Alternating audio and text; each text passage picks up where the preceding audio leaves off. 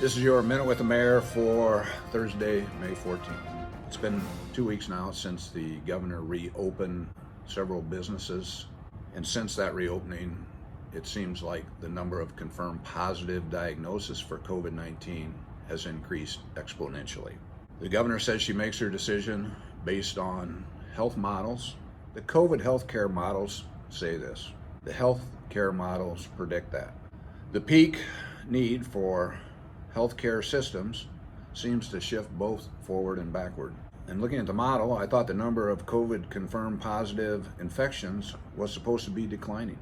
The real question is how many more lives will be lost? Scientists and statisticians have built dozens of computational models to answer these questions. And because these models use such a wide range of methodologies, formats, and timeframes, it's hard to even get a ballpark sense of what the future looks like. Enter Nicholas Reich, a biostatistician from the University of Massachusetts Amherst.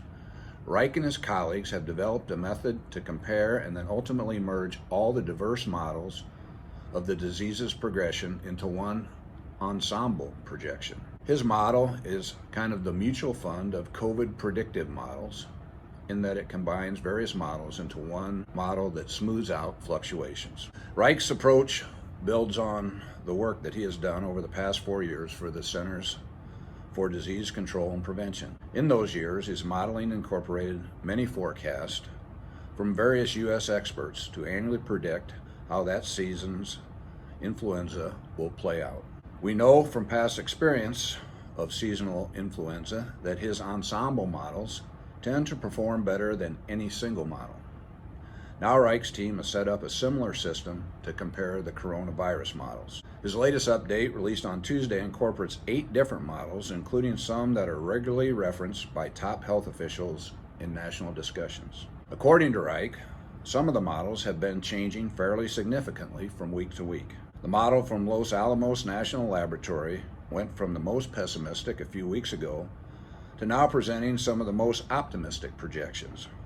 Meanwhile, other models like the Institute of Health Metrics and Evaluation at Washington State University, which Governor Kim Reynolds referenced yesterday in her remarks, and the University of Texas Austin, both have increased their projected COVID death tolls, thus now becoming among the most pessimistic models. There are a range of reasons for these changes. The scientists are constantly getting new data. They're updating their models as they calibrate their models' assumptions against the current reality. In some cases, businesses reopen sooner than previously anticipated, requiring those models that had assumed a longer stay-at-home period to adjust their forecast upwards. Many Americans no longer are complying with social distancing to the same degree they had done back in March and April. Reich thinks he can continue to improve on his ensemble model. For instance, Reich currently is giving equal weight to each of the forecasts that go into it, but soon he hopes to give more weight to those forecasts that are proving to be more accurate, an approach that he uses on his ensemble flu models. Reich's setup only compares projections through the next 4 weeks, since many of the contributory models don't offer projections beyond that point. This is why the latest update his team released projects the estimated number of deaths only up to June 6th. The resulting forecast is sobering. By June 6th, it projects that the cumulative death toll in the United States will reach 113,000 people. Today we sit at 84,763 deaths. Reich's model projects a 33.3% increase in COVID deaths over the next 23 days. For your own sake, please continue to be cautious.